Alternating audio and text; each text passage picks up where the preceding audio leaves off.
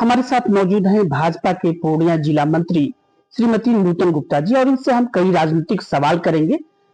चुनावी वर्ष है और सियासत तो होगी ही, लेकिन इस चुनावी वर्ष में ये लगातार क्षेत्र में काम कर रही हैं और ये भी भाजपा का, जैसा कि आप देख रहे हैं कि भाजपा की पट्टी इनके चेहरे पे लगी हुई है और ये चुनाव में इस बार ताल ठोक रही है। लिहाजा हम इनसे कुछ सवाल करेंगे। सबसे पहले हम आपसे जानना चाहिए कि भाजपा में आपकी उम्मीदवारी कितनी पक्की मानी जा रही है? बहुत बहुत धन्यवाद आपका जी। हम अभी अपने पार्टी में जिला मंत्री के पद पर हैं और हम पदाधिकारी होने के नाते काम कर रहे हैं, क्योंकि चुनाव काफी नजदीक है और चुनाव के नजदीक होने के कारण काम तो दिन रात हम लोगों को मेहनत करना ही होगा। रही बात दावेदारी की, टिकट की, तो ऐसा कुछ भी अभी नहीं है। मैं पार्टी की पदाधिकारी हूं और हमारे पार्टी के तमाम पदाधिकारीगण, कार्यकर्तागण सभी कोई अभी अपने अपने काम में लगे हुए हैं। मतलब पार्टी तय करेगी कि टिकट किसको देना है? जी, वो ऊपर आला कमान की बातें हैं, उनका नजर जिन पर जाए, जिनके गले में वो वहां से पट्टा डाल के भेजेंगे। हम तमाम पूर्णियावासी उन्हें जीत का पहरा पहनाकर। अच्छा नूतन जी, एक सवाल हमारा उठता है कि अभी बिहार में और खास करके सीमांचल के इलाके में राहुल गांधी को वोट बचाओ यात्रा लेकर आ रहे हैं। पूर्णिया में भी है, रात्रि विश्राम भी करेंगे। कितना असर होगा इसका?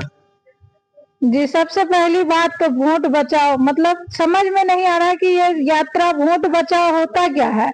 हम भारत के नागरिक हैं, हमारा संविधान है और हम अपने संविधान के अकॉर्डिंग सारे वोटर हम सुरक्षित हैं। हमारा अधिकार है, हम अपना अपना मत देंगे ही, अपना वोट का उचित प्रयोग करेंगे ही, हम अपना सरकार भी बनाएंगे ही। तो ये वोट यात्रा समझ में नहीं आ रहा है।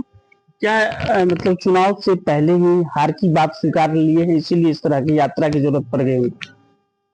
हो सकता है विपक्ष में बौखलाहट है, क्योंकि Bharatiya Janata party national party है, इनकी जो ताबड़तोड़ तैयारी है।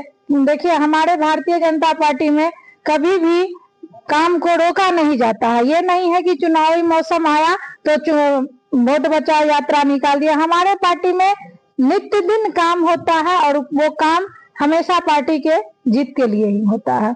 पार्टी के जीत के लिए काम होता है, लेकिन यहाँ पर तो अब तीसरा फ्रंट की अगर हम बात करें तो जन स्वराज भी तीसरे फ्रंट के तौर पर तैयार है और वो एक तरफ आपके बड़े बड़े नेताओं को सीधे चैलेंज भी दे रहे हैं। कितना असर जन स्वराज आपके लिए या पार्टी के लिए लेकर आएगा?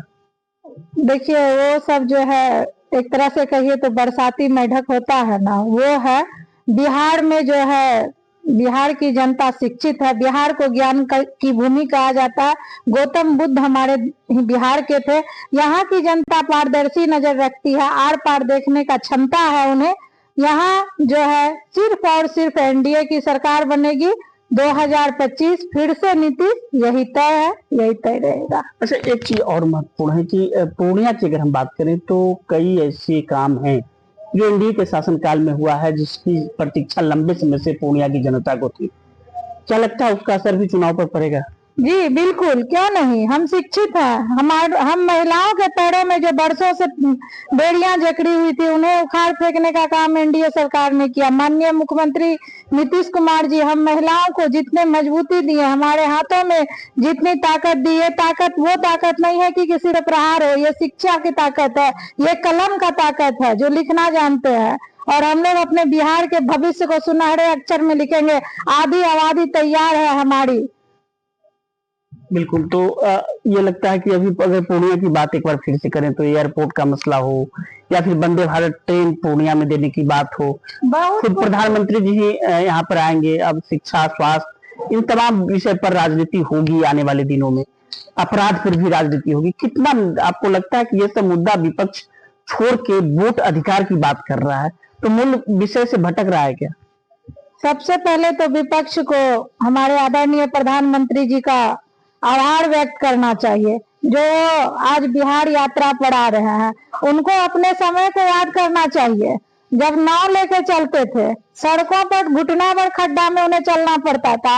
आदरणीय नरेंद्र मोदी जी, मुख्यमंत्री नीतीश कुमार जी ने आज जो गली गली, शहर शहर चकचकाती हुई, चमकती हुई सड़कों का योगदान दिया, उस पर जो उनकी चमचमाती हुई गाड़ियां चलेंगी, जिसके कारण वो जनता के दरवाजे पर पहुंच पाएंगे, तो इसके लिए श्रेय सबसे पहले आदरणीय प्रधानमंत्री नरेंद्र मोदी जी को देना चाहिए, माननीय मुख्यमंत्री नीतीश कुमार जी को देना चाहिए। किस मुंह से वो वोट अधिकार का बात कर रहे हैं? क्या 2005 से पहले में बिहार कहाँ था?